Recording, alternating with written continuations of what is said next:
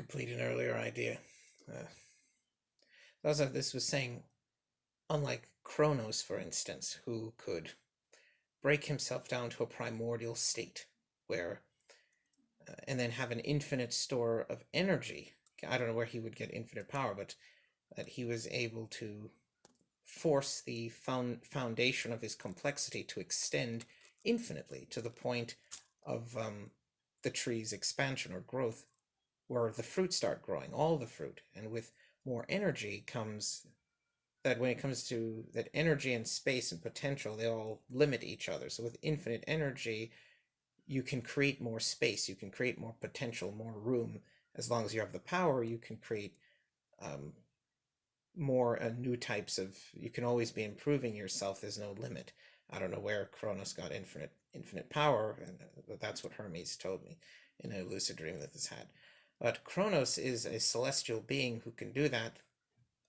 Ordinary mortal creatures don't have that kind of power to survive something like that.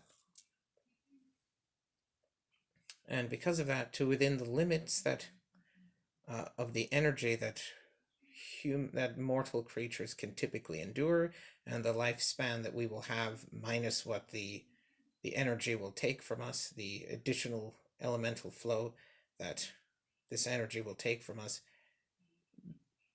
there won't be much. There usually won't be any considerable addition of new complex structures that will form as a result of the additional cosmic existential dendrotophylionic pilonic elemental flow increase or energy exposure increase.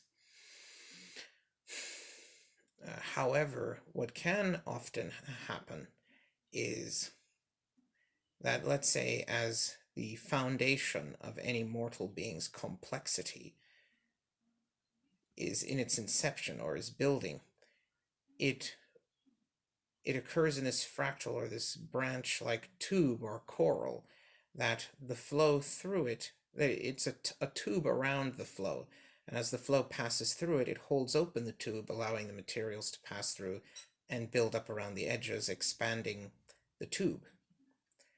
However, as the building materials get used up in building the tube, the ambient sedimentary building materials get used up building the tube, the energy flow that depended on that to some degree.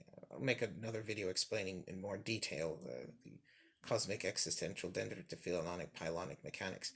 Regardless, according to Hermes, of course. Regardless, that as the energy flow decreases, these ends begin to deflate, or they begin to collapse, which causes the flow to slow down even more, and then they close very close to being closed, and then the flow slows down even more so toward the ends where it is the hardest for the energy to reach. And because of that, there are these parts of the living structure toward the edges of that mortal beings are incomplete work in many ways, and that toward the place where it shut down production, it shut down expansion, there are these parts of us that are dormant, that were incomplete and couldn't operate or do anything because they were unfinished and could do something, but there wasn't enough energy to hold them open or to do even that, so they shut down completely.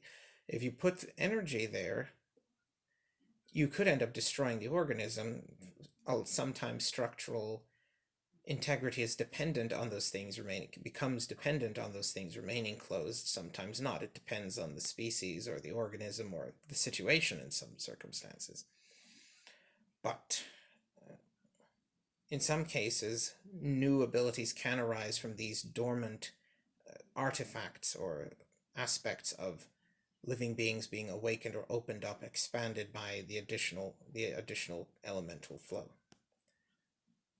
That is an aspect of the pilonics that this was referring to in the earlier video.